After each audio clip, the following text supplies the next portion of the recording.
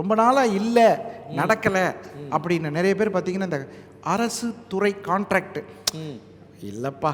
சில பேர் சொல்லுவாங்க, ஆனால் எனக்கு கிடைச்சது அவனுக்கு போயிடுச்சுண்ணே, இப்போ போய் ட்ரை பண்ணி கிடைக்கும். மகர ராசியில் முயற்சி செய்தும் கிடைக்காத விஷயங்கள் வெற்றி.